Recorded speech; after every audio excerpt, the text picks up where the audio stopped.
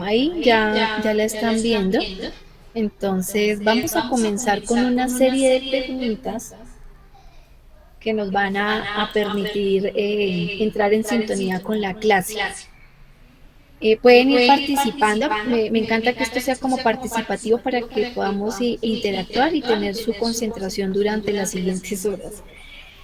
Entonces, Marta, que la tengo allí en pantalla. Marta, ¿cuáles son los cambios que tú has observado en las organizaciones el día de hoy?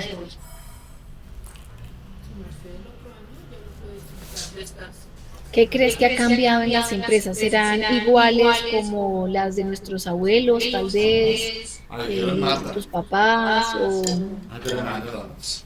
hoy en día, ¿qué cambios crees que se han implementado? Pues yo creo que se ha implementado de toda clase, profe, tecnológicos o qué sé yo, en la manera de tratar el personal no, yo creo que sí, o sea, sí ha habido renovación de antes a ahorita. Marta, entonces, para ti, ¿ha habido cambios y los más importantes a nivel tecnológico? Sí, señora. Hoy tenemos pues sistemas de calidad, ¿cierto? Sistemas de información mucho más avanzados, la maquinaria también, la tecnología. Pensemos, por ejemplo, en ese cambio que nos dice Marta, un trabajador o una secretaria que pasó de la máquina de escribir al computador. Ese es un cambio tecnológico bien importante. O ahora en donde vemos que las máquinas reemplazan algunas ocupaciones y de acuerdo con la Sinterfor, que es la organización que tiene que ver con el manejo de las competencias laborales, nos indica que hay muchas ocupaciones que podrían llegar a desaparecer. Hay unas en las que ya hay un reemplazo tecnológico, por ejemplo, acá vemos en los parqueaderos, ¿cierto? Ya no necesitamos una persona, una máquina nos entrega la tarjeta, la máquina nos recibe la tarjeta, cuando pagas, la máquina te devuelve el dinero, entonces hay ciertas ocupaciones, por ejemplo, que están destinadas a desaparecer.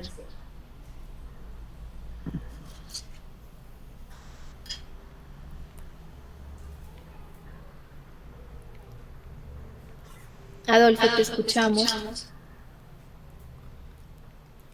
Sí, respecto a ese tema, yo leí hace un tiempo un libro pues lo recomiendo a quienes no lo conozcan, de Oppenheimer, que se llama Sálvese quien pueda.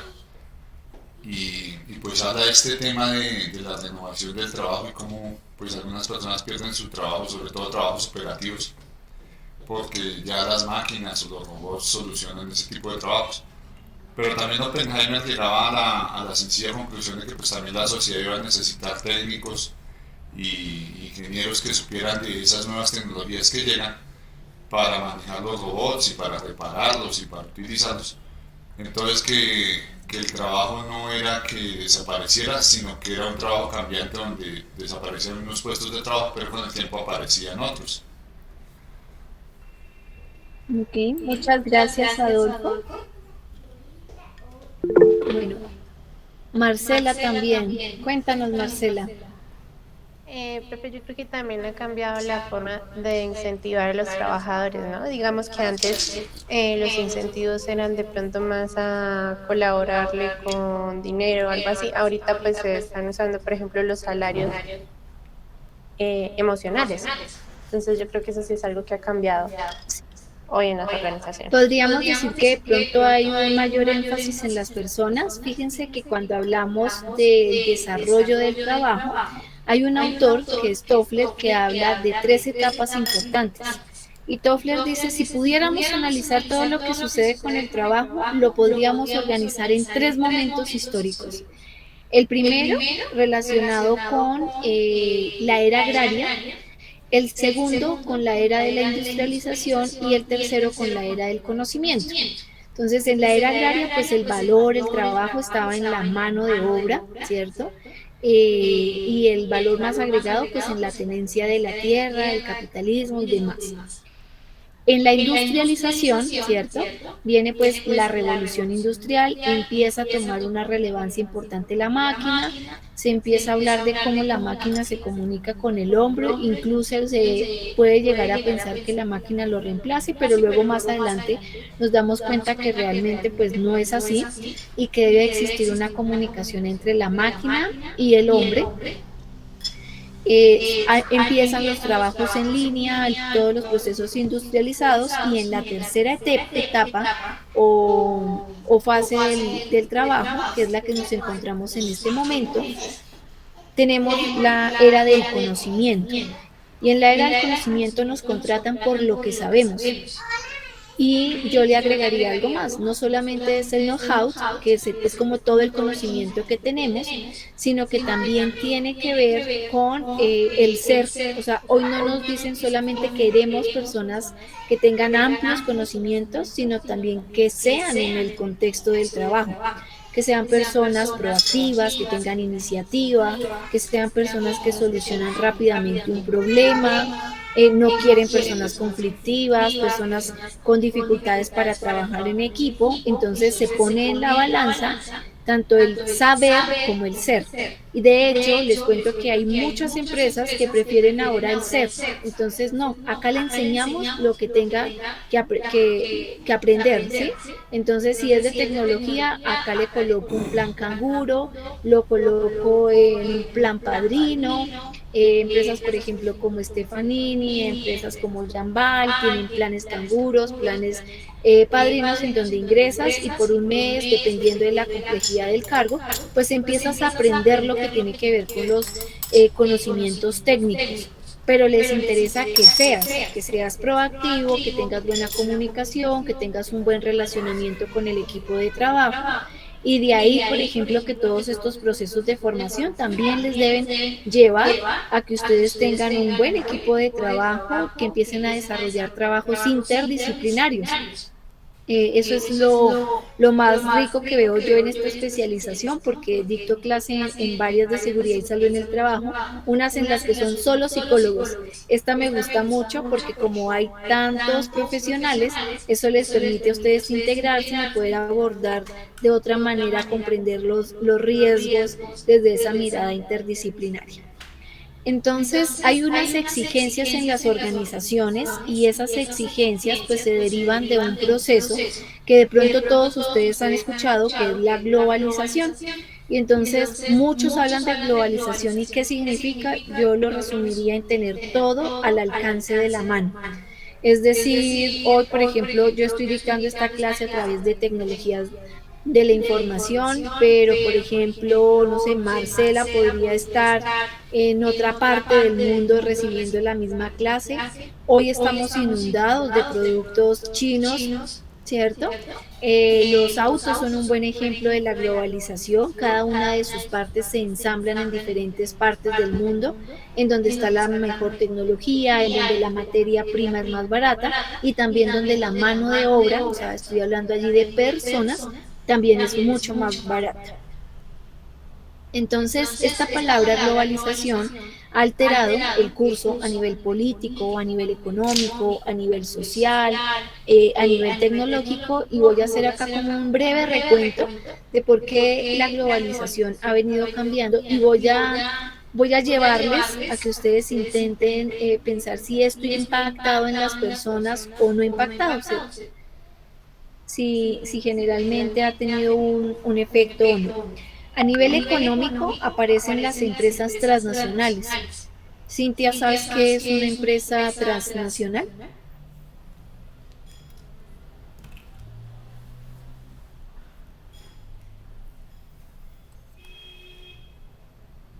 Lo que se te ocurra que pueda hacer, Cintia. ¿Aló, me escuchas? Ahí te escucho, sí. Profe, pues yo creo que pues son como la recopilación o el desarrollo que hay o interconexión entre varias empresas a nivel nacional y que éstas pueden tener un interés, no sé, económico respecto a otros países. Ok. Una empresa transnacional es una empresa que debe estar en más de 2 continentes. A veces uno las confunde con las multinacionales, pero no necesariamente una multinacional, pues puede estar, por ejemplo, en América Latina, ¿cierto? Y estar en Colombia, en Brasil, en Argentina, en Chile. Pero una transnacional mínimo debe tener operación en 2 continentes. Resulta que con esta expansión de las empresas transnacionales, pues las grandes empresas en el mundo empezaron a buscar mano de obra. Y adivinen en dónde consiguen mano de obra barata y en países con baja normatividad, pues inmediatamente se piensa, por ejemplo, en México, en Colombia, ¿cierto? En América y en América del Sur, Centroamérica, por ejemplo, casos de las empresas como Mattel, Fisher Price, ustedes todos han jugado o comprado un juguete de estas marcas. Entonces imagínense que en años anteriores todos los productos con los que hacían los juguetes pues resultaban ser tóxicos y tras muchas investigaciones llegaron a la conclusión que esto enfermaba a las personas que trabajaban en la fabricación de los mismos. No lo hacían en sus países porque hacía mucho tiempo habían prohibido los productos con los que elaboraban esos juguetes e incluso los niños no podían de pronto tener contacto con ellos. Pero en nuestro caso, donde la normatividad ha sido un poco más lenta en ese proceso, pues esas transnacionales se ubicaban, por ejemplo, en las maquilas en México, en donde contrataban mujeres vulnerables, por ejemplo, para desarrollar este tipo de labor. Entonces, con la expansión de las empresas transnacionales, lo que quiero decir es que hay una apertura también del mercado y una búsqueda de la mano de obra más barata. De ahí que muchas iniciativas de la Organización Internacional del Trabajo nos habla del trabajo decente, es decir, tener unas condiciones mínimas para trabajar. Esta liberación la liberación de los mercados, ¿sí? O del TLC, que ustedes han escuchado aquí en Colombia hace ya algunos años, por ejemplo, puso en bancarrota algunas empresas, otras les permitió ser más competitivas. Pensemos en empresas, por ejemplo, queseras, empresas de Boyacá, en Belén o en Cundinamarca, donde está Jorge, es cierto, empresas que sé que alguna vez pensaron llegar al más de grandes plataformas. ¿Cuáles? El Éxito, el Alcosto, el Jumbo, en tener, por ejemplo, más industrializado su proceso, menos artesanal, empacar el queso al vacío, por ejemplo, y llega con la liberación de los mercados, los quesos suizos, los mejores que existen, con la mejor calidad, ubicados en todas las grandes superficies, ¿cierto? Y de todos los sabores y de todos los colores. Entonces, esto declara un contexto de competitividad y quiero decirles acá que la competencia no es solo de la organización, o sea, tener más infraestructura, más tecnología, sino que también nos habla de las personas, porque para que una organización sea competente, las personas deben ser competentes en el conocimiento, en las habilidades, en las competencias que desarrollan. Viene también un predominio del capital financiero y es que el que tiene el dinero disponible, ¿cierto? Es aquel que puede tomar como la decisión inmediata y darle otro rumbo al mercado. Acá tengo ingenieros, administradores de empresas, ¿qué será el capital financiero?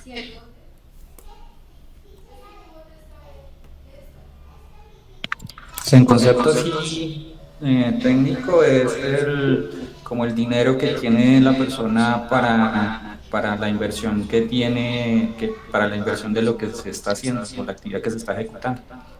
Gracias, Luis Carlos. Sí, es toda una suma de dinero. Tener un dinero disponible, sí. ¿Qué dices tú, Adolfo? Sí, en una parte es el dinero, el patrimonio que tengan, y también cuenta pues los valores de marca y, y los valores de crédito que puedan llegar a tener. O sea, pues si ven los bancos y las instituciones financieras que la empresa es líquida y es rentable, pues también tienen un capital que está dado en factor de crédito, que en cualquier momento pueden pedir el crédito y disponer de más dinero en el evento que lo necesiten. Ok, voy a explicárselos con un ejemplo. Adolfo me va a vender un carro para el día de pico y placa. Es un carro que ha estado en Tunja todo el tiempo, poco kilometraje, casi nuevo, en buenas condiciones, y me dice, profe, se lo dejo bien barato, 15 millones de pesos. Y yo sé que es una ganga y un super negocio, pero no tengo capital financiero disponible para comprarle el carro, es decir, no tengo esos 15 millones como ahí para decir, hago este negocio ya. Entonces tengo un apartamento, tengo un carro, tendría que vender algo de lo que tengo para poder coger ese negocio. Entonces, con este predominio del capital financiero, son las grandes empresas en el mundo, los fondos pensionales, una bóveda gigante donde guardan todo nuestro dinero que guardamos durante toda nuestra vida laboral para entregárnoslo al final. No, estas empresas hacen movimientos con nuestro dinero, invierten en las bolsas, invierten en finca raíz. Quien ha visto la película de McDonald's sabe que el negocio de McDonald's pues no es la hamburguesa, sino la finca raíz, y que donde hay uno pues lo han comprado, ¿cierto? Entonces, estas empresas pues empiezan a tomar una gran competitividad en el mundo, y los fondos pues lo van liderando porque son aquellos que tienen el capital disponible para hacer este tipo de negocios. Dime, Adolfo. Sí, en mi opinión, pues siempre los fondos de pensiones en el mundo han funcionado como una pirámide.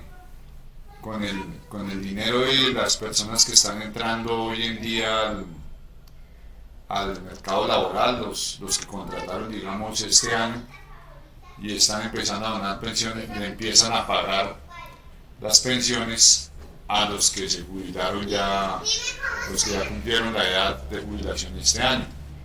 Y así sucesivamente, o sea, los fondos pensionales podrían acabarse o podrían llegar a quebrarse en el evento que deje de entrar nueva gente, que dejen de entrar nuevos individuos al sistema pensional. Entonces, para mí el sistema pensional siempre ha funcionado más bien es como una pirámide que se sostiene en la medida que más gente sigue entrando. Okay, muchas gracias. Privatizaciones de las empresas del Estado, y no quiero acá polemizar, pero quiero que sepan que la privatización pues es uno de los efectos de la globalización. Por lo menos en educación escolar, es decir, como en la primaria, los estudios que realiza la Universidad de los Andes, junto con el Ministerio de Educación Nacional, sí muestran una brecha bien importante entre la educación pública y privada en edad escolar, en donde los niños pues, que están en colegios privados tienen mayores posibilidades, un mejor desempeño versus los que están, por ejemplo, en el sector público. Se tiende a pensar que con la privatización pues mejoran algunos servicios, y de ahí pues la privatización de algunas empresas, que también es producto de la globalización. ¿Y por qué analizar, por ejemplo, la privatización? ¿Eso qué tipo de impacto ha tenido en el trabajo? Nuevas formas de contratación, ¿cierto? Antes nuestros abuelos duraban toda la vida en el mismo trabajo y le sugerían a uno, cuide su trabajo, llegue temprano, cumpla con lo que le digan, ¿cierto? Pero hoy pues tenemos los outsourcing, tenemos los in-house, tenemos miles de formas de contrato en los cuales no le otorgan, por ejemplo, estabilidad al trabajador. Por otra parte, a nivel tecnológico, de ciencia y de cultura, pues hay más herramientas desarrolladas por la ciencia.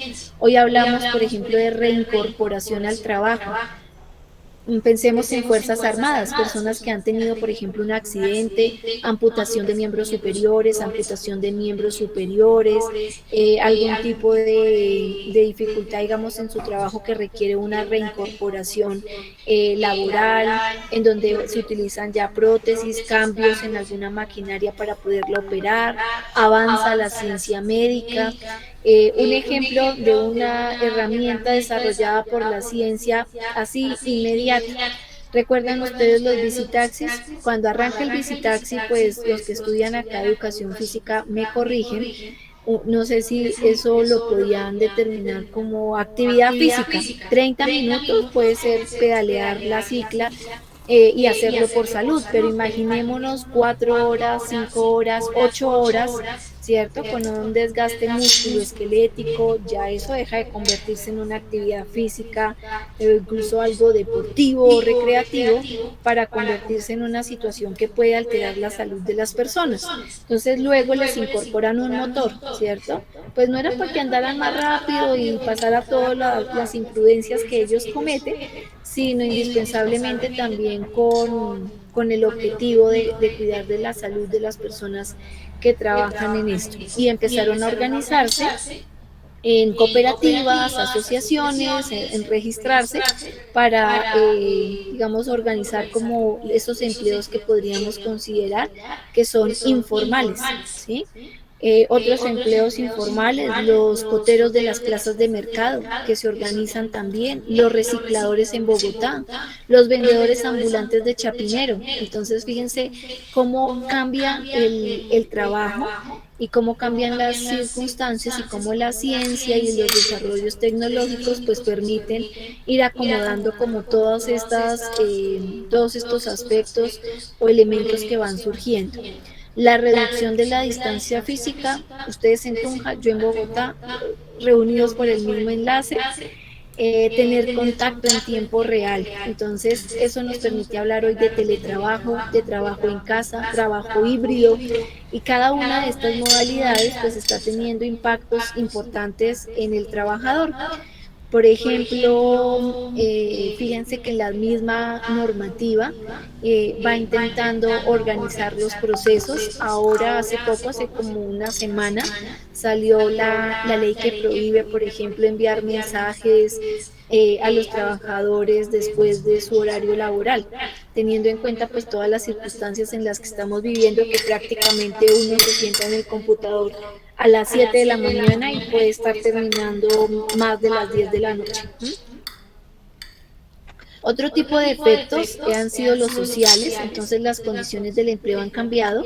Como les decía, tenemos entonces los outsourcing, los trabajos a destajo, los trabajos a término fijo, obra y labor, ya no otorgan la misma estabilidad para las personas. La fuerza del trabajo ha cambiado, esto ya se los había mencionado. La fuerza de la era agraria, era industrial, y en este momento la fuerza del trabajo está en el conocimiento y en el saber ser, y tiene que ver con las competencias laborales.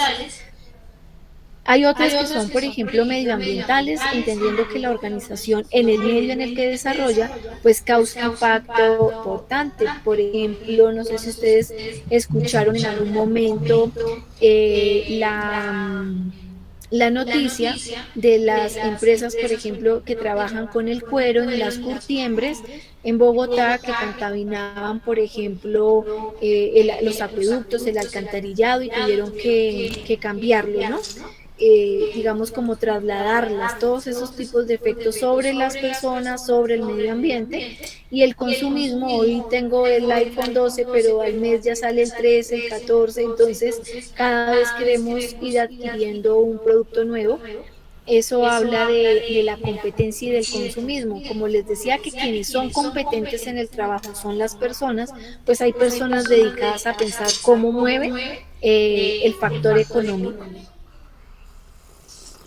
Otros efectos, por ejemplo, a nivel político, tiene que ver con que lo internacional predomina sobre lo nacional. Entonces, generalmente se prefiere lo externo porque consideramos que es de mejor calidad, y eso le ha quitado un poco de ventaja a las empresas colombianas, y hacer empresa en Colombia no es fácil. Pero también yo creo que ha ido cambiando un poco, porque ahora queremos volver sobre lo nacional. Uno va a comprar algo, o a mí me ocurre, y yo digo, pero este cuero es nacional, pues porque ya sé que todos los productos chinos, no todos son de buena calidad, aunque sean económicos. Las normas de funcionamiento de las empresas condicionan al empleo y al Estado, y estamos a días o unas 2 semanas, digamos, de que se sienten a discutir el salario mínimo para el siguiente año, ¿cierto? ¿Cuál va a ser el aumento del salario? Entonces, las grandes empresas en Colombia condicionan al Estado, pues quisiéramos subir el 20%, pero señores, pues ustedes le suben eso, como la carga prestacional es tan grande en Colombia, pues nosotros que damos 2.000, 5.000, 10.000 empleos en el país, tendríamos que disminuirlos. Ah, ok, entonces empiezan a regular entre el Estado, la empresa, para poder determinar funcionamiento en general. El sector privado impone a veces sus prioridades sobre el sector público y esta última es muy importante porque generalmente en Colombia no hacemos una empresa que piense desde el inicio en su competitividad, sino que la competitividad es dada por la presión, es decir, solo hasta que me están presionando, estoy sintiendo que esto ya va a acabar, entonces pienso en ser competitiva, en desarrollar personas, en desarrollar conocimiento dentro de la organización. Me gustaría saber, con ese panorama que acabo de presentarles, si ustedes consideran que las empresas para las cuales trabajan están preparadas para asumir estos cambios. 2 participaciones, por favor.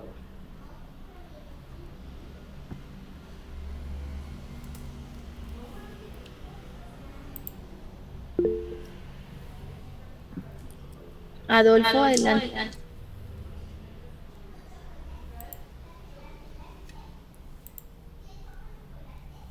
Pues yo considero que pues ya, pues a través de mi experiencia laboral he laborado para varias organizaciones, pues hasta que logré ya laborar para mi propio negocio.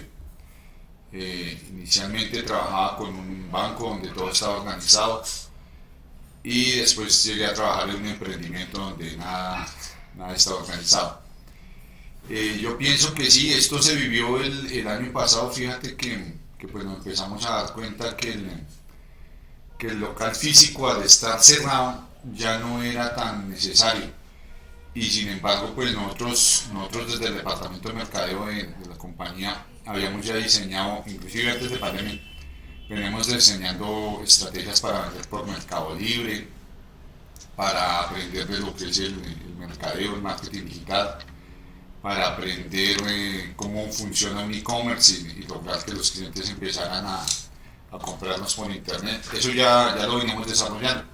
Cuando se vino la pandemia, pues el correo estaba lleno, la página del e-commerce donde nosotros trabajamos también estaba llena de solicitudes, el Mercado Libre estaba copado de gente pidiendo pintura a domicilio, gente pidiendo soldadura a domicilio. Llegamos a entregar productos que son muy económicos y muy sencillos y nos los pedía gente de Cali, de Medellín, a sitios donde nosotros pues nunca habíamos llegado. Entonces la conclusión que se llegó en ese evento era que pues de alguna manera nos habíamos preparado, pero no nos habíamos preparado para tanta demanda. Entonces yo le pondría que estamos preparados para esos cambios como tal, tentativamente en un 50% para afrontarlos y ya digamos tomar decisiones como por lo menos salir de un local presencial sobre una avenida que el arriendo te cuesta más de 10 millones de pesos, porque es un gasto importante y si tú como administrador dices, venga, yo puedo salir de ese arriendo para vender mis productos por internet, puede ser que tu rentabilidad mejore en un proceso de cambio. Considero que no todos los cambios son malos, generalmente hay mucho cambio que te da la oportunidad de crecer y solucionar muchos aspectos. Gracias. Muchas gracias, Adolfo. Acá Adolfo se va a llevar todos los puntos de participación.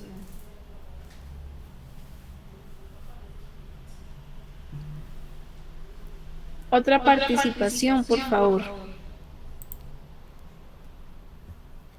Cintia, ¿tú qué trabajas? ¿Tú crees que tu empresa de abogados está preparada para afrontar todos los cambios que se avecinan? ¿Cuentan con personal capacitado? ¿Se preocupan por desarrollar las competencias en las personas? ¿Evalúan la competencia que tienen en el mercado? Sí, profe, pues hasta el momento pues han logrado liberar, digamos que también con todo esto de la pandemia, todo este tema manejando pues capacitación. De hecho, durante la pandemia se realizaron capacitaciones al personal, hubieron procesos de actualización de temas. Y pues a mí, digamos, a mí lo que me gusta de esta empresa es que mantienen ese carácter humano y el sentido humano en medio de la adversidad y la competitividad que manejan las empresas, y más también en este rango del derecho que a veces se pierde como ese sentido humano. Entonces, pues yo pienso que sí, aunque pues siempre va a ser un reto, ¿no? Porque pues cada día hay más tecnología, cada vez digamos que en cierto modo se minimiza el trabajo humano y se quiere como ahorrar, o por otro lado como mmm, digamos que explotar, porque siempre va a importar más el capital humano y la productividad. Siempre las empresas están buscando ahorrar y economizar para su beneficio. Entonces, siempre es un reto, creo yo que para que las empresas mantengan eso en medio de la economía que se maneja en este país. Muchas gracias, Cintia. Bueno, las empresas tienen misiones, ¿cierto? Tienen unos principios estratégicos, un marco axiológico conformado por la misión, la visión, los objetivos. Algunos les llaman cuadros de mando integral, balance scorecard, bueno, que apuntan, ¿cierto?, hacia los objetivos. Interesante, por ejemplo, saber si todos los trabajadores de una organización reconocen la misión de la empresa. Si ustedes, por ejemplo, conocen las misiones de sus cargos y si hay una coherencia o una articulación entre la misión de la organización y la misión del cargo, es decir, ¿para qué lo hago? ¿Cierto? ¿Para qué trabajo? ¿Cómo lo que yo realizo en mi puesto de trabajo contribuye, por ejemplo, al desarrollo de la organización? Que haya un proceso de alineación entre los objetivos de la empresa y los objetivos personales. ¿Qué significa eso? Que en la medida que yo crezco, la empresa, o en la medida mejor que la empresa crece, yo también crezco como trabajador. La empresa se desarrolla, gana más dinero, se hace más productiva, pero yo, ¿será que tengo mayor reconocimiento, mayores posibilidades de salir adelante, de formarme, de aplicar mis conocimientos, que también preservan mi salud, mi bienestar psicológico dentro de la organización? Digamos que sería interesante ver que sea un gana-gana para las dos partes y que así como hay desarrollo de la empresa, haya desarrollo humano del personal. Me gustaría entonces que ustedes me contaran cómo creen ustedes que debe ser un buen lugar para trabajar. Vamos a hacer una lista de deseos. Voy a tomar acá la lista de participantes y voy a, en el orden en el que están, van a hacer una lista de deseos. ¿Listo? Concreta la respuesta, o sea, no es explicativa, no, muy concreta. Mi trabajo ideal debería tener esto. Entonces voy a arrancar acá en orden. Laura Becerra, ¿cómo debería ser un buen lugar para trabajar? Que haya un ambiente seguro. Gracias. Laura Liliana. Que facilite como tal el bienestar pues, de los trabajadores. Luis Eduardo. Estímulos de estudio. Marcela. Que haya integración entre la vida laboral y la vida familiar. María. Oportunidades de ascenso. María Fernanda. Que se esté actualizando constantemente. Marta Jiménez. Paula. Que se valore el trabajo de cada una de las personas que hacen parte de la empresa. Rosa María. Motivador. Steven. Apoyo mutuo.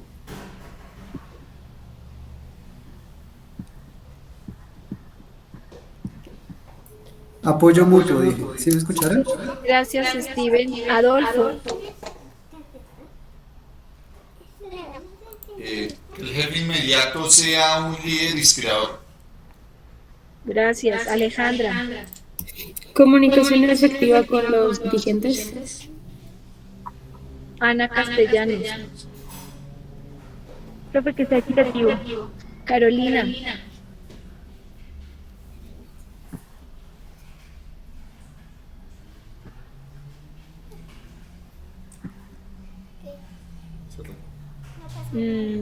Contar con todas las herramientas, con capacitación. Ok, capacitación. Jenny.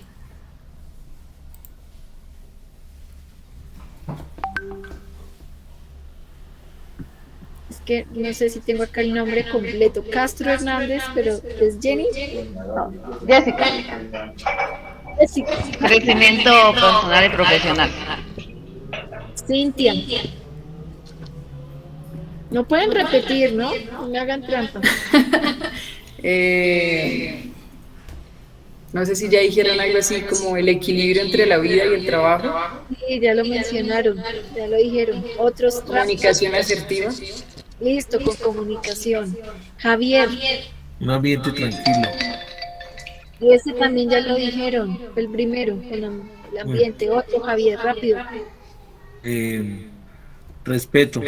Con respeto, ok. Queda Julio. Julio Francisco. Hola, que tenga un horario flexible.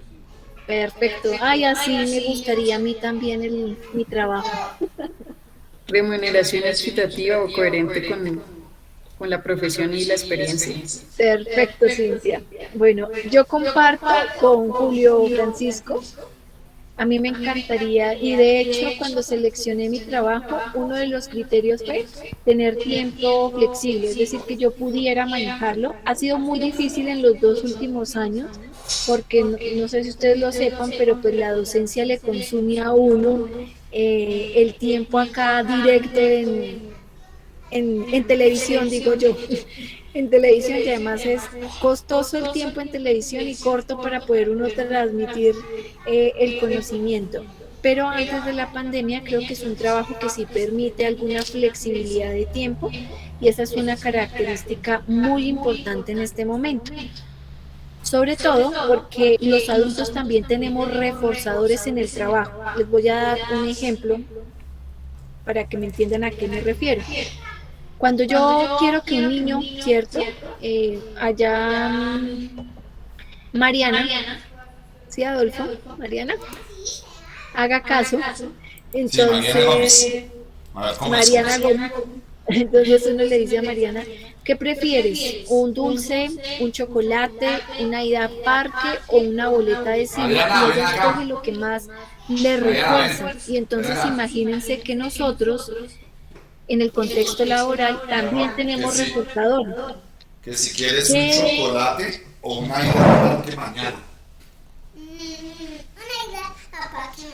Entonces tendrían que dejar salir a papá temprano. Sí, va a ser más temprano para ir al parque, Mariana. En el contexto laboral también tenemos reforzadores, pero fíjense que ya los trabajadores nosotros no les decimos quiero un dulce, un chocolate o una ida al parque, sino que hablamos de programas de bienestar psicológico, y les cuento acá que uno de los mayores reforzadores que hay en el contexto laboral tiene que ver con el tiempo. A veces ni siquiera el dinero. Hay personas que dicen, ay no, yo prefiero que a mí no me paguen las vacaciones, que me las den, o sí, es decir, yo necesito el tiempo, o si entrego el informe antes, ojalá me dieran la tarde del viernes libre. Aquí en Bogotá, por ejemplo, hay muchas alternativas, pues por lo menos en las que yo veo, porque acá tenemos más empresas, en la que si hay paros, si hay problemas de movilidad, entonces hay trabajo en casa y entonces ese día la gente dice que tiene home office. Pero, por ejemplo, hay empresas como Rack Café, hay empresas como Cherry Plan, que los trabajadores, por ejemplo, les dan un día al mes, un viernes o una tarde libre, y con eso la gente ya empieza a sentirse diferente y es un buen reforzador en el contexto laboral.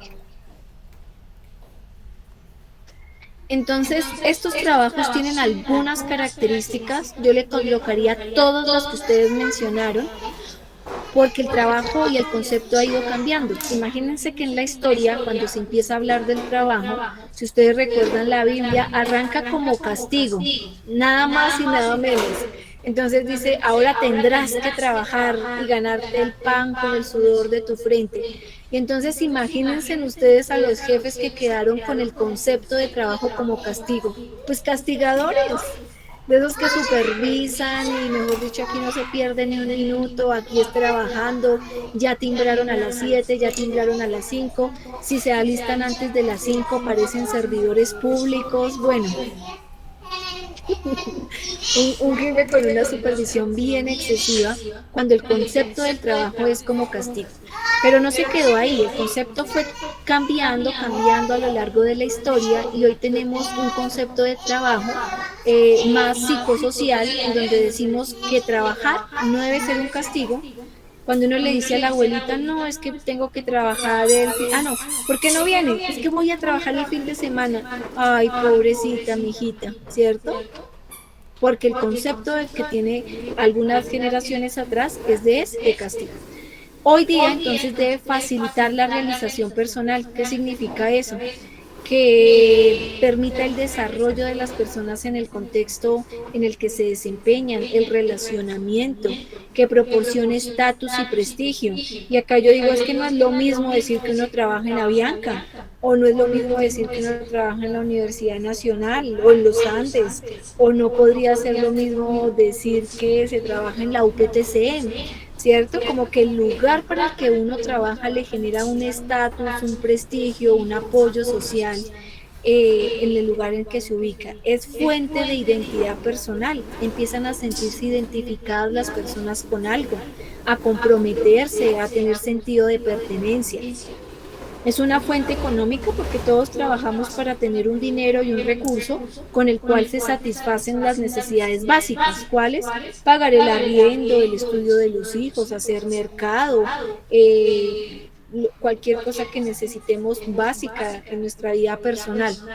Debe servir para desarrollar habilidades, yo diría que más que habilidades, competencias de tipo técnico relacionadas con el conocimiento, pero también competencias no técnicas o competencias blandas relacionadas con el hacer. Debe ayudar a estructurar el tiempo. Y acá me gusta darles un ejemplo, fíjense, tan curioso. La gente que se quiere casar, no, pero todavía no es el tiempo. Es difícil porque pues si hasta ahora me van a dar empleo y dirán que ya me casé, que voy a incumplir o que voy a tener hijos y que voy a quedar embarazada y voy a dejar de trabajar. De hecho no me dan denso porque el jefe va a pensar que ya no voy a tener todo el tiempo para la empresa. Es mejor pedir las vacaciones, pero cuando ya haya pasado la auditoría. Es decir, que sin querer el trabajo estructura también nuestra vida y nuestro ciclo vital. Cuando nos casamos, cuando pretendemos tener un hijo, cuando vamos a pedir un descanso, cuando vamos a ir al médico. Debe ser fuente de oportunidades y acá yo digo, cuando uno no tiene, digamos, un trabajo, está cesante y a veces uno dice, no, pero es que ese trabajo no me llega a la altura. Hasta que a mí no me salga el trabajo de gerente yo no voy a trabajar. Entonces les digo yo a mis estudiantes, por ejemplo, de las especializaciones, a veces hay que empezar por uno más bajito, porque igual estar trabajando le genera a usted una oportunidad, porque usted trabaja con otras personas, con personas que conocen a otras personas. Cuando usted va en el bus de una oferta, cuando usted está en el computador le sale un aviso, entonces siempre será, digamos, más fácil tener una oportunidad cuando se está fuera en un medio de relacionamiento. Y en la casa, que solo lo conoce a uno el papá, la mamá, y que lo quieren mucho, y además no le dicen a uno que tiene que mejorar, ¿no? Muchas veces, porque para ellos uno no es casi perfecto. transmite normas, creencias y expectativas. Y entonces los quiero llevar a imaginarse en las páginas web de las empresas que cuando uno lo abre aparece los valores corporativos son. Pues sepan ustedes que eso no es gratis. O sea, ¿por qué una empresa coloca un valor corporativo? Porque el valor guía el comportamiento. Es decir, le dice a las personas, estas son las reglas del juego y de esta manera nos comportamos acá. Entonces, a mis colegas, un valor se convierte en una norma de comportamiento que incorpora una serie de repertorios conductuales, es decir, unas formas de ser y comportarse en el contexto laboral. Y finalmente proporciona poder y control, o cuando uno gana, uno manda por la bolsa de la leche o por el pan para el desayuno. Entonces le da uno posibilidades, ¿cierto?, de poder y de control, incluso cuando se tienen personas a cargo. ¿Preguntas hasta acá?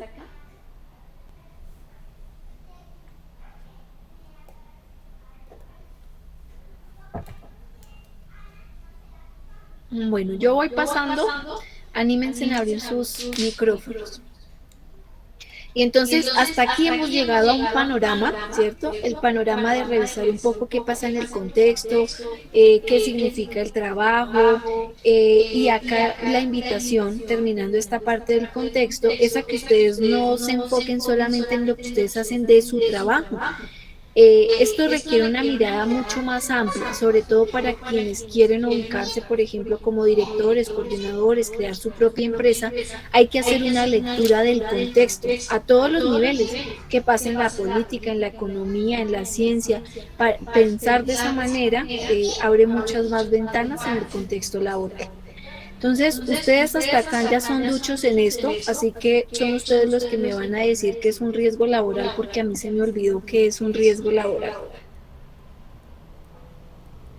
Javier, ¿qué es un riesgo laboral? ¿Me escucha, profesor? Sí, ahí te escucho. Gracias. Un riesgo laboral es toda aquella circunstancia que tenga el trabajador que se pueda presentar un peligro para la salud del mismo trabajador, en el caso del trabajo, o un accidente laboral, o toda aquella actividad que al realizarla mal en el transcurso del tiempo le pueda generar una enfermedad laboral a nuestro trabajador. Bueno, muchas gracias, Javier. Por acá tengo manitas levantadas, que es Luis Eduardo. Bueno, profe, pues así como lo dijo Javier, todo se puede reunir en la probabilidad de que suceda algún accidente. Bueno, muchas gracias. Luis Carlos. Bueno, así en concreto, uniendo los dos conceptos de los dos compañeros, son todos los peligros existentes en una profesión y tarea en concreto. O sea, todo lo que genere peligro en una tarea que se esté ejecutando dentro de una labor como tal. Muchas gracias, Marta.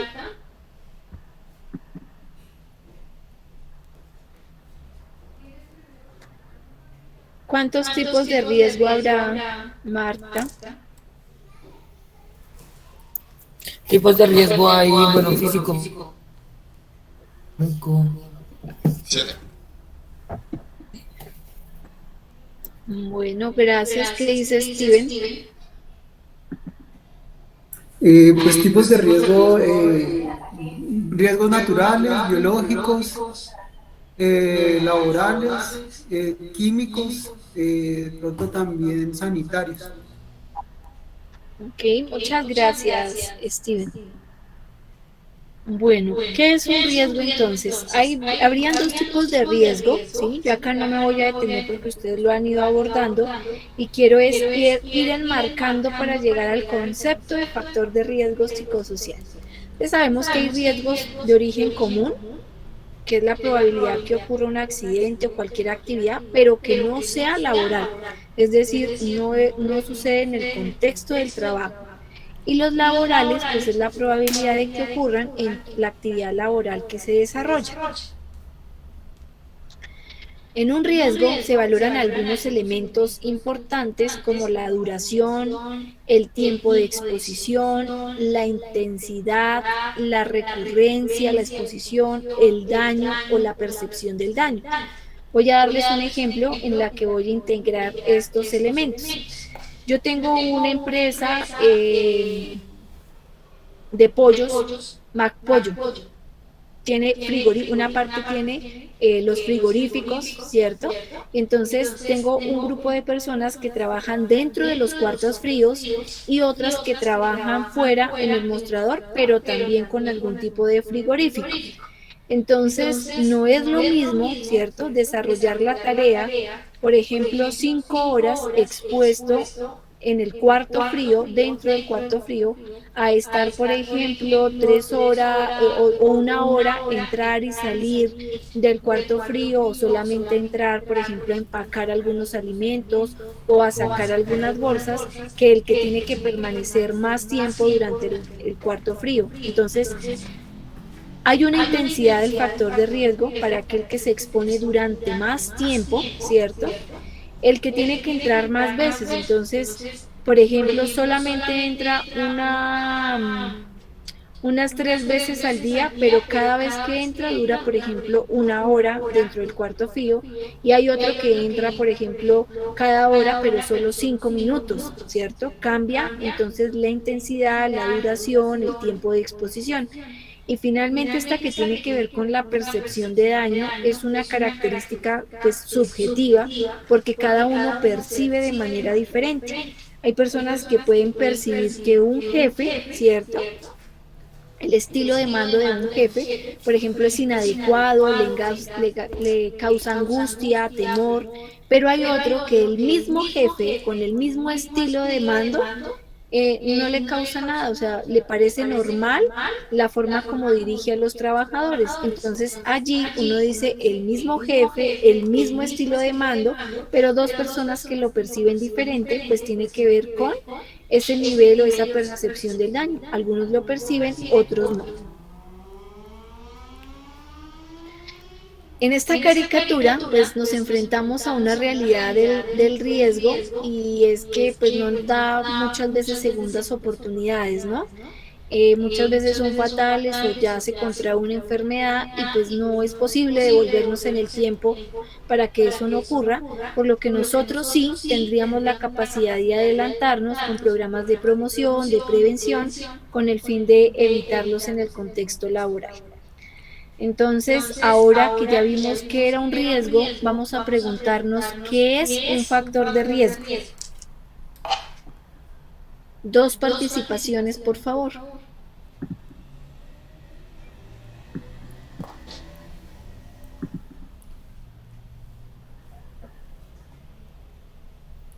El factor de riesgo es como una situación que aumentaría la probabilidad de que ocurra un accidente o una enfermedad. Ok, una condición que aumenta la probabilidad, dices tú. ¿Qué dice Adolfo? Es una condición que puede ocasionar un daño, lesión o una enfermedad en el trabajador. Ok, bien, los dos están muy bien, muchas gracias Julio y Adolfo.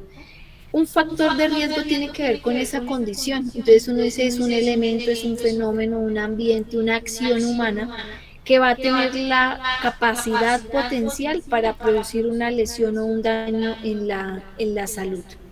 Con esos dos conceptos claros, entonces podríamos decir lo siguiente, que el riesgo como tal es la causa, es el efecto, ¿cierto? O la consecuencia, mientras que el factor de riesgo es lo que lo provoca o la causa. ¿Es claro?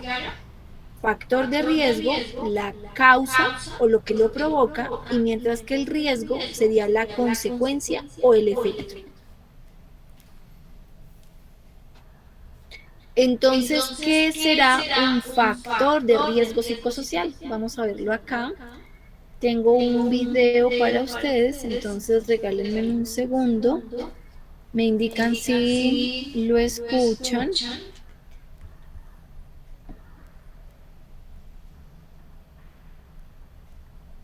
Un segundo porque acá tengo que cambiar el audio al otro computador. Un momento.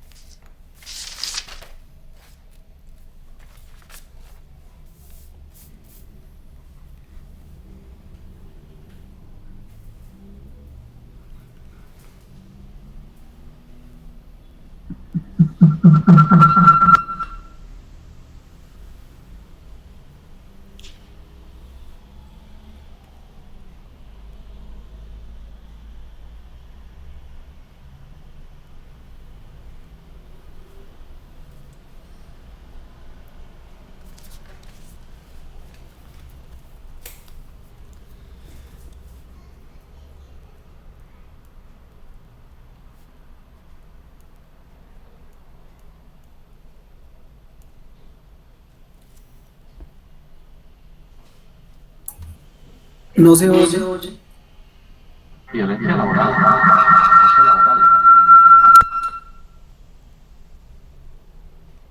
¿No lo escuchan? No se escucha, profe. No, profe.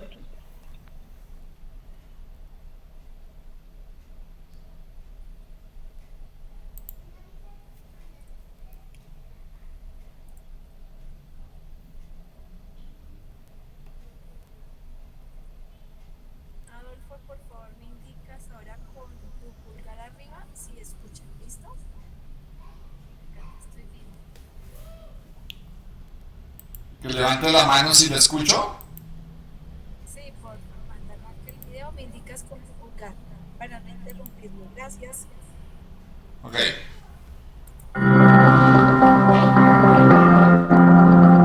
Sí, profe.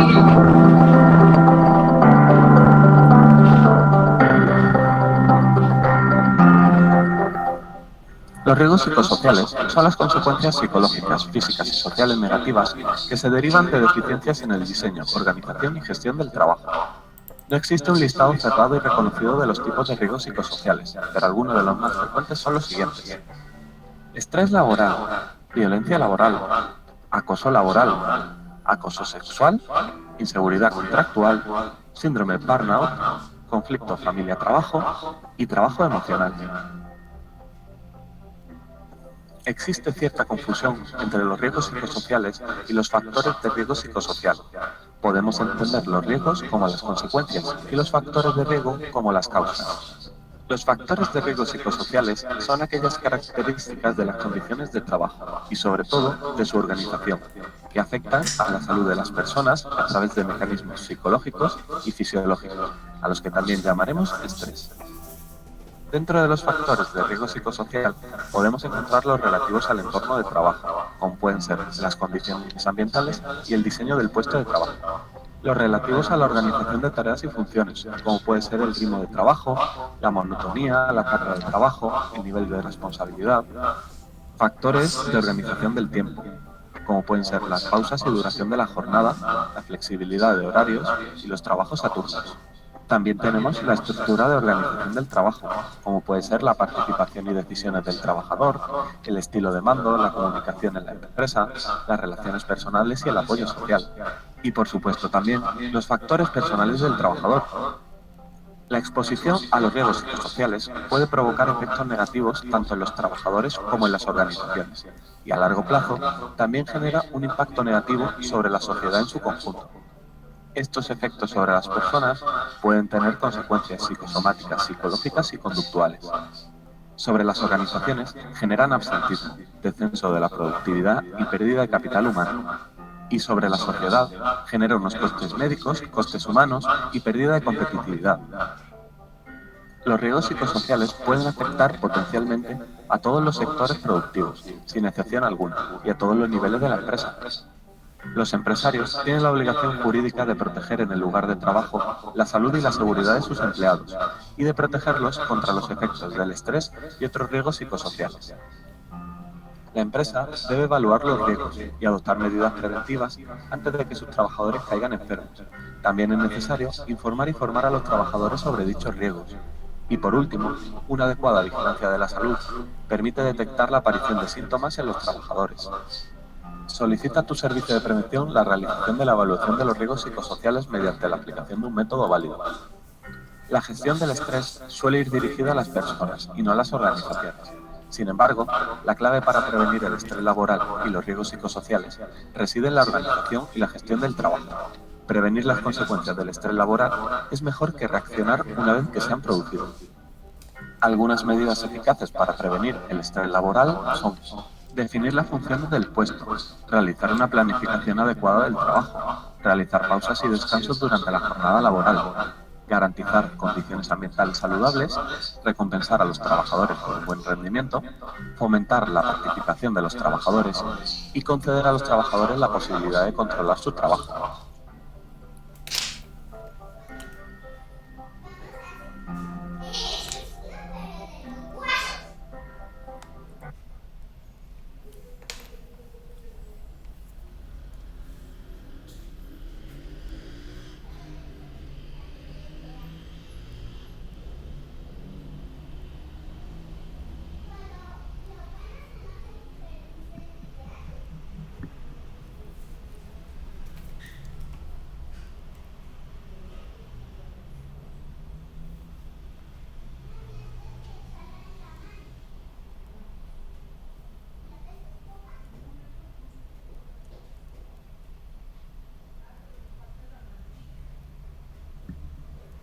Bueno, acá me toca, ya parezco como DJ. Me toca con un computador acá, el otro acá, activar o desactivar, pero es que así, cuando uno no trabaja sino desde un solo equipo, a mí me parece que el tema es más impersonal, porque termina uno hablándole al computador y a la presentación, y acá puedo verlos, saber si alzan la mano, si tienen preguntas. Bueno, entonces en el video nos aclaraban los dos conceptos, ¿no? El de riesgo psicosocial y el de factor de riesgo psicosocial. El riesgo psicosocial pues tiene que ver con el efecto o la consecuencia, y nos hablaban del estrés, de la violencia, del acoso laboral, del síndrome de burnout, que vamos a ir viéndolos pues digamos con el desarrollo de la clase. Y nos hablaban de los factores de riesgo psicosocial como las causas o lo que los originan, y allí pues estaban algunos relacionados con la gestión del trabajo, con el contenido de la tarea, con la jornada laboral, y vamos a irlos desagregando en esta primera parte. De acuerdo con la OIT, pues un factor de riesgo psicosocial tiene que ver con unas condiciones de la organización, del medio ambiente del trabajo, que involucra la satisfacción en el trabajo, que puede llegar a afectar el rendimiento o la salud de los trabajadores, y que está mediado por capacidades y por condiciones personales. Es decir, que el riesgo psicosocial sí depende totalmente de la percepción que tiene cada uno de nosotros. Es decir, que cada persona tiene unas estrategias de afrontamiento que le puede permitir ver de forma mucho más fácil o no una condición, y eso marca diferencias importantes en la forma como yo percibo a ese jefe. Acuérdense del ejemplo, un jefe con un estilo de mando muy inadecuado, ¿cierto? Pero el trabajador Pedro lo percibe bien y la trabajadora María no. Entonces allí es factor subjetivo que media en lo psicosocial. En este caso, entonces, los factores psicosociales los comprenderemos como toda condición que puede experimentar una persona en relación con el medio organizacional y social, que es producto de la gestión del trabajo, que involucra aspectos organizacionales, ambientales o del individuo, y que tienen el potencial de causar daño, ¿cierto?, tanto a nivel físico, psíquico o como social.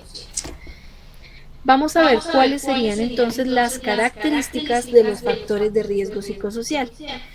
Son de difícil objetivación. ¿Por qué? Porque tiene que ver con la percepción y la experiencia de las personas. no tienen un espacio o un tiempo como los demás factores o los demás riesgos que uno dice riesgo químico. Y entonces ahí está la sustancia, ¿cierto? La veo en el frasco, se ubica en el estante, o si es, por ejemplo, un riesgo que tenga que ver con una escalera, ¿cierto? Lo observo y tiene una ubicación. El riesgo psicosocial no.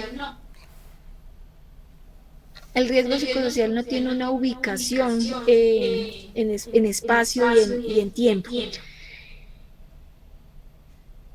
Afecta a los demás riesgos. Tiene ese potencial.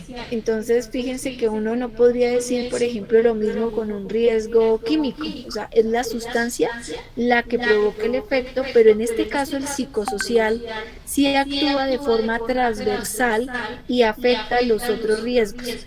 Porque una persona puede estar en una condición, ¿cierto? Y puede tener una percepción o una experiencia difícil en su trabajo que pueda afectar, por ejemplo, su desempeño y que pueda llevarlo a un accidente, por ejemplo, laboral. Estos factores actúan de forma transversal porque se entienden en un sistema biopsicosocial. Tienen una cobertura legal, este es uno de los aspectos más relevantes en Colombia, y es que en Colombia se asesoran, por ejemplo, a los ministerios de Perú, de Chile, la Universidad del Bosque, por ejemplo, trabaja muy de la mano con profesionales de estos países porque ellos no tienen igual de normado el factor de riesgo psicosocial, no tienen instrumentos para evaluar el factor de riesgo psicosocial, así que en Latinoamérica Colombia ha sido el pionero gracias a un trabajo que se ha desarrollado entre el Ministerio de Trabajo y el Subcentro de Seguridad y Salud en el Trabajo que tiene la Universidad Javeriana y que dirige Gloria Villalobos. Los factores de riesgo psicosocial entonces pueden ser moderados por otros factores, ¿sí?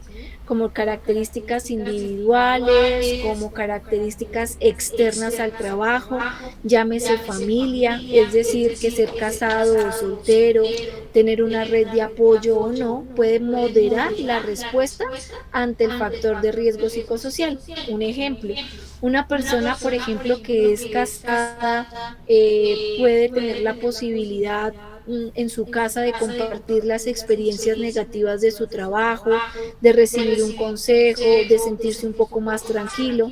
Una persona que de pronto es soltera no tiene a quien contarle lo que le pasó en el trabajo, puede que se encierre como en las situaciones negativas, tenga menos estrategias de afrontamiento. O por el contrario, puede que la persona casada salga del trabajo muy cansado, agotado de situaciones difíciles y se encuentre el mismo panorama en la casa, ¿cierto? Entonces hay factores externos que pueden moderar la respuesta de las personas ante el estrés laboral, como las variables personales, o por ejemplo allí estarían las sociodemográficas. Tiene una dificultad de intervención y es que no lo hacemos solo sobre las personas, sino que tenemos que hacerlo sobre la organización. Entonces yo digo, no, esta persona no sabe administrar su tiempo, entonces yo le voy a enseñar a administrar el tiempo para que pueda llevar a feliz término su jornada de trabajo. Pero resulta que la jornada de trabajo y la cantidad de tareas que hay en la organización, así la persona sepa administrar su tiempo, no le permite realizar el trabajo en el tiempo que tiene establecido. Así que tengo que actuar en las dos, en la persona, pero también en la fuente de ese riesgo, que es la falta de organización en el trabajo y que hace que a pesar de que la persona tenga muchas estrategias para organizar su trabajo, no logre hacer. ¿Preguntas?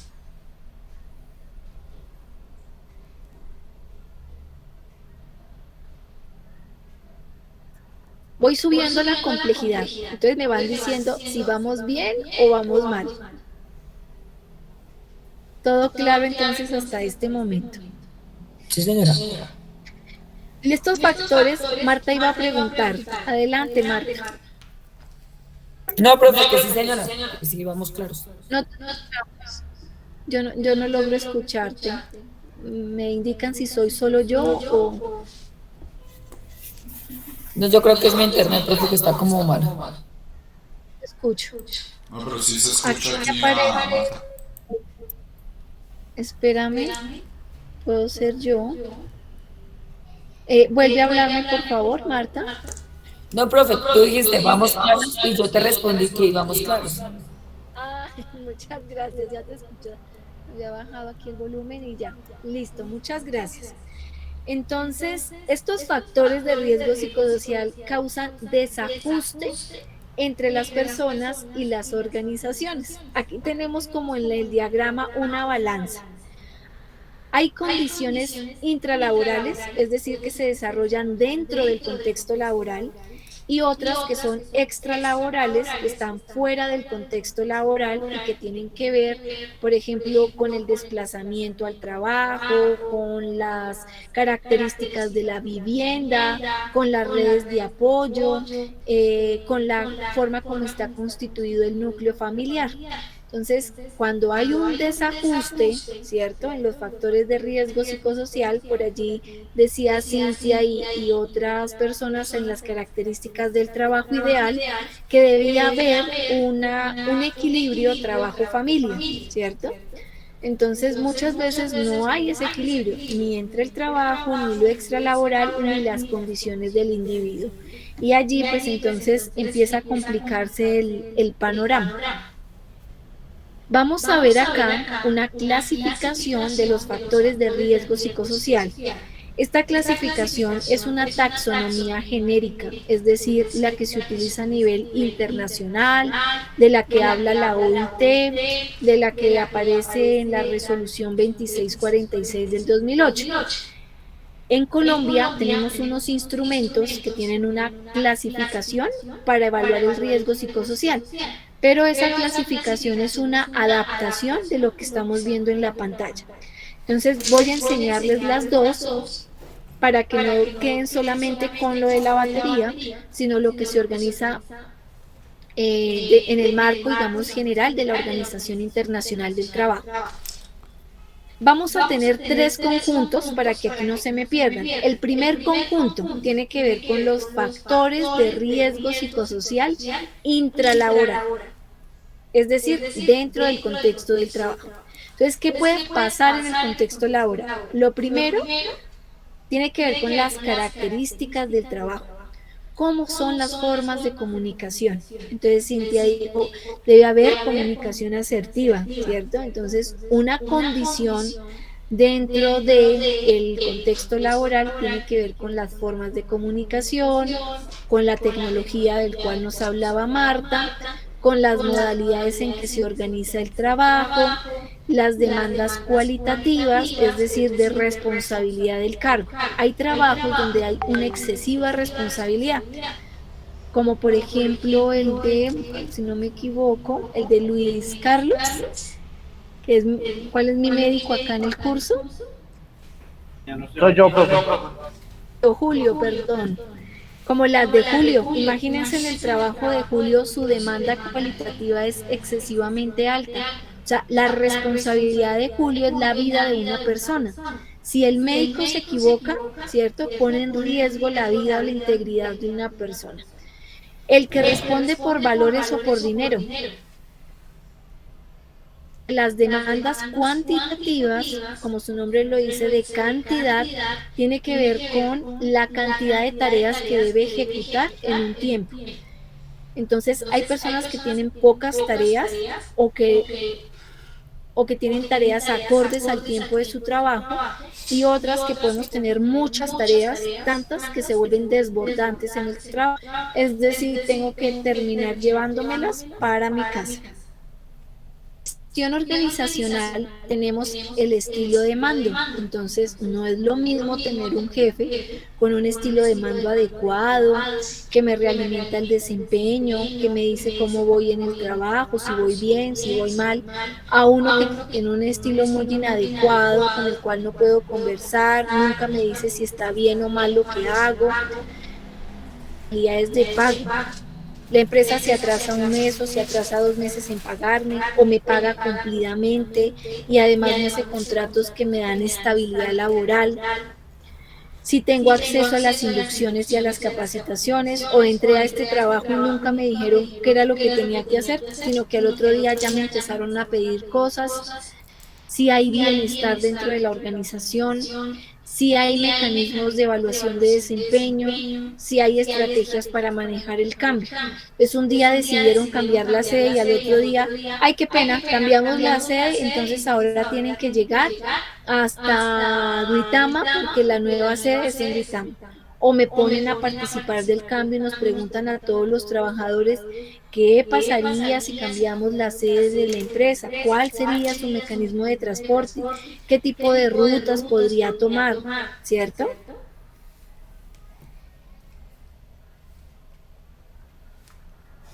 Voy a adelantar esta parte de lo intra y ahí envío al receso porque ya tenemos las 8 para que sepan ustedes que voy a terminarlo de pronto 5 o 10 minutos más y vamos al receso.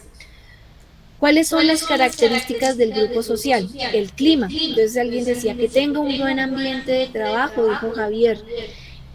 ¿Cómo es la calidad de la interacción? Yo puedo hablarme con mis compañeros. Podemos conversar en un pasillo, o el estilo de la empresa es que si nos ve hablando ya estamos perdiendo tiempo, robándole tiempo a la empresa, de qué será que están hablando, como que les gusta mucho el chisme y el rumor. ¿Cómo es la cohesión dentro de la organización? O sea, hay sinergias, es decir, se conforman buenos equipos de trabajo, la gente se entiende para desarrollar el trabajo. ¿Cuánto dura? 8 horas, 12 horas. ¿Puedo realizar pausas o me toca, no, de las 6 hasta las 10 sin poder hablar, pausarme, levantarme de la silla? ¿Cuándo se desarrolla trabajo nocturno? Entonces, llevo 20 años trabajando en la noche o tengo horarios rotativos, como por ejemplo los médicos, unos días sí, otros no.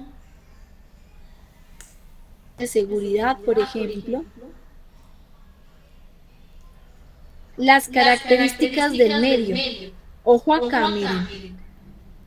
Miren las características del medio. Dice físicos, químicos, biológicos y el diseño del puesto de trabajo. Entonces, ¿será que los otros factores son factores de riesgo psicosocial? No. Lo que quiere decir las características del medio es que esos factores, los físicos, los químicos y los biológicos, pueden generar angustia, pueden generar un esfuerzo físico importante y eso causa preocupación en el trabajador. Entonces, no es que lo físico, químico y biológico se vuelva psicosocial, sino que lo que genera, si es una preocupación excesiva o una angustia por el desarrollo del trabajo, la preocupación de enfermarse. Por ejemplo, con un riesgo biológico, una enfermera tiene siempre el riesgo, el temor a pincharse con una aguja, a contaminarse. Ahora que estamos en COVID, ¿será que realizando mi trabajo me puedo dar COVID, me puedo morir? Entonces, es la angustia o la preocupación que causan estos factores, lo que se considera un factor de riesgo psicosocial. Y dentro de las características de la tarea está, por ejemplo, la carga mental. ¿Cuánta información tengo que memorizar? ¿Cuántos estímulos tengo que atender a la vez? Les voy a dar un ejemplo. Un conductor de bus. El conductor de bus de Bogotá y el conductor de bus de la ciudad de Tunja. El de Bogotá trabaja en el sistema integrado de transporte, que es Transmilenio. El de Tunja trabaja para la Unión Temporal y puede ser de la Cotrascol o puede ser de la UNSA o puede ser de cualquier otra de estas empresas. ¿Listo? El que trabaja en Bogotá sale del portal, para solamente en lugares autorizados, no recibe dinero, no devuelve dinero, está atento a las señales de tránsito, sabe que se comunica con el vehículo, sabe que no se pone en marcha con las puertas abiertas, sabe que si hay sobrepeso tampoco se pone en marcha. ¿Listo? Ahora el conductor de la ciudad de Tunja recibe dinero, devuelve dinero, presta atención al semáforo, para en lugares no autorizados, de eso le deriva que tiene que estar pendiente del agente de tránsito que lo puede multar, tiene un controlador por GPS, dónde se baja la persona, que cuando se baja es cuando le va a pagar. En Tunja no pagan cuando se suben, sino cuando se van a bajar y se quedan 5 minutos o 3 porque no tienen cómo devolver el dinero ahí inmediatamente. Bueno, estoy exagerando, pero sí se demoran para devolver el dinero. Llevan un acompañante, el del Transmilenio no, contestan el celular, el del Transmilenio no, le sacan el almuerzo a la esquina, ¿sí? Entonces estoy comparando dos trabajos que tienen una carga mental en términos de lo que deben prestar atención. Como ustedes se dan cuenta, las mejoras en la tecnología y en el diseño del puesto, como el sistema integrado de transporte, disminuye la cantidad de estímulos, mientras que en un sistema como el de Tunja aumenta la cantidad de estímulos para que una persona preste atención a su trabajo. A eso es lo que le denominamos carga mental. El contenido de la tarea, ¿cierto? ¿Qué es lo que debía hacer? Si es de alta o baja complejidad. Las demandas de tipo emocional. Por ejemplo, Julio Francisco tiene unas demandas emocionales muy altas en su trabajo. Generalmente el personal de salud es el que da las malas noticias, el que tiene que hacer la contención emocional, el que hace el cuidado del enfermo, los cuidados paliativos, ¿cierto? La enfermera igual, entonces, incluso los docentes. Entonces, cuando se habla de las demandas emocionales, generalmente son de profesiones o ocupaciones, más bien de ocupaciones que están relacionadas con la atención de clientes. Yo en algún momento tuve la oportunidad de trabajar con guardas de seguridad y jamás me imaginé que el guarda tuviera demanda de tipo emocional. O sea, no iba dentro de mis hipótesis de trabajo. Pero después de hacer un estudio de factores de riesgo psicosocial y unos grupos focales que me referían las personas, que ellos los ofendía mucho y los afectaba emocionalmente cuando las personas les decían, usted como es un pinche vigilante, usted como no pudo hacer nada más, usted que no pudo estudiar y le tocó ser celador, usted que se cree el dueño del edificio, y las pongo entre comillas porque las recuerdo literal del trabajo que hice con ellos, e incluso habían unos que se afectaban tanto que hasta lloraban. Entonces yo decía, la carga emocional por el irrespeto, por ejemplo, de los clientes. Los sistemas de control, por ejemplo, el seguimiento exhaustivo al trabajo, la definición del rol. ¿Sé yo qué tengo que hacer con mi trabajo? O sea, si soy secretaria, desarrollo el rol de secretaria, o soy secretaria pero también recepcionista y también la de servicios generales, por ejemplo. Este conjunto es el número 1, todas las condiciones que pueden darse en el contexto laboral que se pueden convertir en un factor de riesgo psicosocial. Y entonces voy a hacer la siguiente claridad para que la coloquen allí en sus cuadernos con un ejemplo. Todos los trabajos tienen un salario. ¿Será que tener un salario es un factor de riesgo psicosocial? No, ¿cierto? Todos los trabajos a uno le pagan por hacer el trabajo. ¿Qué hace que se convierta en un factor de riesgo psicosocial? Que a mí no me paguen a tiempo, que me paguen, por ejemplo, de forma irregular, es decir, hoy me pagan 1.000.000, mañana 1.100.000, después me pagan 700.000 pesos. Todos los trabajos tienen un jefe. ¿Eso hace que sea un factor de riesgo psicosocial? No. Es una condición del trabajo tener un jefe. ¿Cuándo se convierte en un factor de riesgo psicosocial? Cuando el jefe no tiene las habilidades para ser mi jefe, cuando no sabe cómo orientar mi trabajo, cuando no realimenta el trabajo, cuando no hay una buena relación jefe-colaborador. Entonces, este primer grupo son condiciones de la organización que tienen ese potencial de convertirse en un factor de riesgo psicosocial cuando se vuelven difíciles dentro del contexto laboral. ¿Me siguen hasta acá? Sí, profe. Ok. Sí, profe. Me voy por el segundo conjunto. Entonces, el segundo conjunto tiene que ver con lo extralaboral.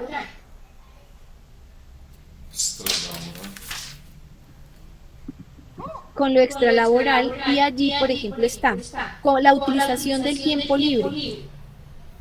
¿Será que yo hago deporte? ¿Estoy en un grupo de danzas? ¿Voy a la iglesia? ¿Tengo un grupo de teatro? El tiempo de desplazamiento a la casa, por ejemplo, aquí en Bogotá ese es un aspecto pues muy lamentable, ustedes lo saben por la dinámica del transporte, que yo puedo durar 2 horas de mi casa al trabajo, 2 horas de regreso son 4 horas diarias.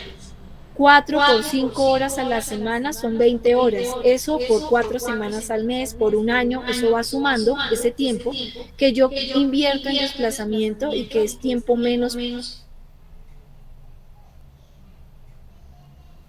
contratación, también revisan el tiempo que se desplaza el trabajador.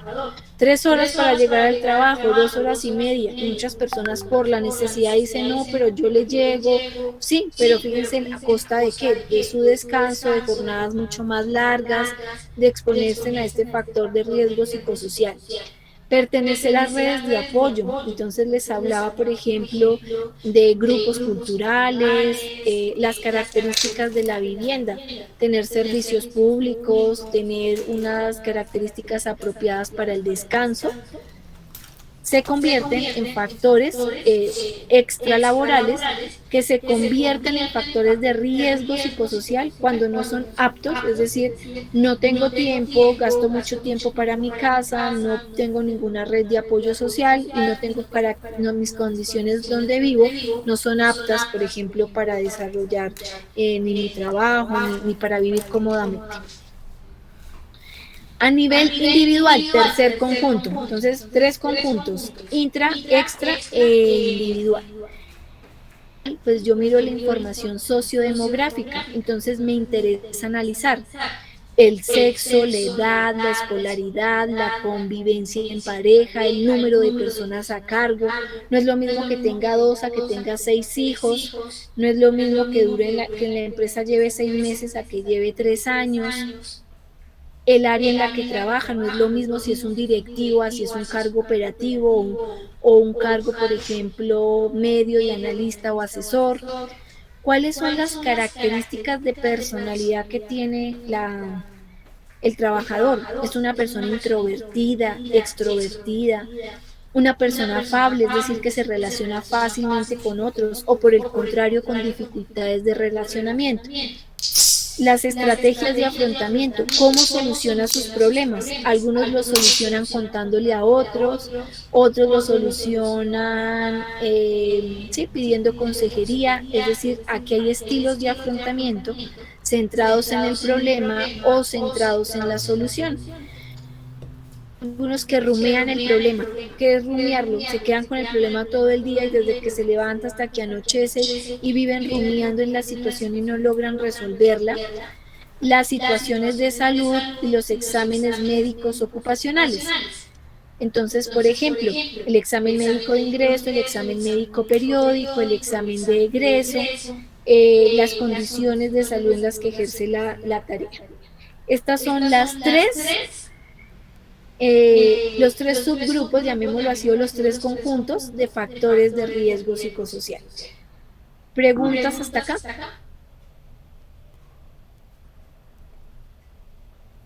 ¿Ninguna? Por el momento no, profe. Perfecto, entonces vamos bien porque no vamos claros todos. Vamos a hacer un receso en este momento, tenemos las 8:13. Vamos a hacer un receso, nos conectamos nuevamente 8:15 y continuamos ya ahora con un trabajo práctico a partir de lo que hemos visto en la clasificación de los factores de riesgo psicosocial. Voy a cerrar mi cámara y mi micrófono y ya nos vemos en un momento. Profe, qué pena una cosita, es que me gustaría hablar en privado un momentico contigo. Tú me enviaste un correo, ¿cierto? Sí, señora. Bueno, ya ahorita si quieres hacia el final de la clase me quedo contigo, ya lo leí y conversamos. De la misma forma yo, profe, también, Jessica. Perfecto. Profe, volvemos a la qué hora, perdón. 8:30. Listo, profe. Bueno, ya nos vemos. 8:15, ok.